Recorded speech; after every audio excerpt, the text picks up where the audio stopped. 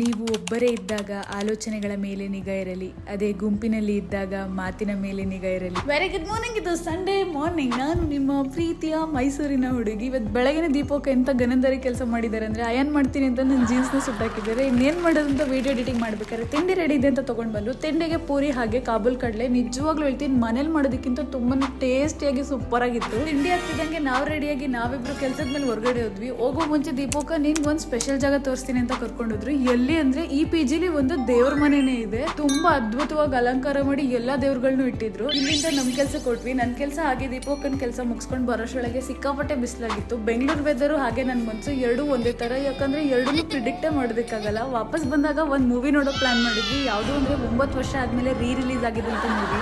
Release ಅಲ್ಲೇ ದಾಖಲೆ ಬರ್ತಿದ್ದಂತ movie. And ಇದು ನನ್ನ one of the most favourite movie ಕೂಡ. ಇದು ಯಾವ ಮೂವಿ ಅಂತ ಗೊತ್ತಿದ್ರೆ ಕಮೆಂಟ್ ಮಾಡಿ. ಸಂಜೆ ಆಗ್ತಿದಂಗೆ ನಾನು ದೀಪೋಕ ಫ್ರೆಶ್ ಅಪ್ ಆಗಿ ರೆಡಿಯಾಗಿ ಹೊರಟಿದ್ದು ಮೆಟ್ರೋ ಕಡೆಗೆ. ಎಲ್ಲಿಗೆ ಅಂದ್ರೆ ಜಯನಗರ್ 4th ಬ್ಲಾಕ್. ಅಲ್ಲಿಗೆ ಹೋಗ್ತಿದ್ದಂಗೆ ನಮ್ಮ ಭವ್ಯ ಮೇಡಮ್ ಎಂಟ್ರಿ. ನಾವು 3 ಜನ ನಮ್ಮ ಫೇವ್ರೆಟ್ ಸ್ಪಾಟ್ಸ್ಗೆ ಹೋದ್ವಿ. ಎಲ್ಲಿಗೆ ಅಂದ್ರೆ ದೇವಸ್ಥಾನ, SLV ಟಿಫಾನಿಸ್, ನಂದಿನಿ ಪಾರ್ಲರ್, ಪಾನಿಪುರಿ ಅಡ್ಡ, ಜ್ಯೂಸ್ ಕಾರ್ನರ್, ಹಾಗೆ ನಮ್ಮ ಹಳೆ PG. ಇದ್ರ ಮಧ್ಯೆ ನಮ್ ದೀಪೋಕನ್ ಬಾರ್ಗೇನಿಂಗ್ ಸ್ಕಿಲ್ಸ್ ನೋಡ್ಬೇಕಿತ್ತು. ಅರ್ಧ ಗಂಟೆ ವಾದ ಮಾಡಿ ಕೊನೆಗೆ ಅವರೇ ಸೋತ್ಕೊಂಡು ಬಂದು. ಅಲ್ಲಿಂದ ನಾವೆಲ್ಲ ಹಳೆ PGಗೆ ಹೋದ್ವಿ. ಅಲ್ಲಿ ಆಂಟಿನ ಅಜ್ಜಿನ ಮಾತಾಡ್ಸ್ಕೊಂಡು ವಾಪಸ್ ಓಡೋಷ್ಟೊಳಗೆ ಲೇಟ್ ಆಗಿ ಹೋಗಿತ್ತು. ಮಳೆ ಬೇರೆ ಬರ್ತಿತ್ತು. ನಾವಾಗೋಷ್ಟೊಳಗೆ ಊಟ ಖಾಲಿ ಆಗಿರುತ್ತೆ ಅಂತ ಹೊರಗಡೆಯಿಂದನೇ ಊಟ ತಗೊಂಡೋದ್ವಿ. ಮತ್ತೆ ಮುಂದಿನ ವಿಡಿಯೋದಲ್ಲಿ ಸಿಗೋಣ. ಬಾಯ್.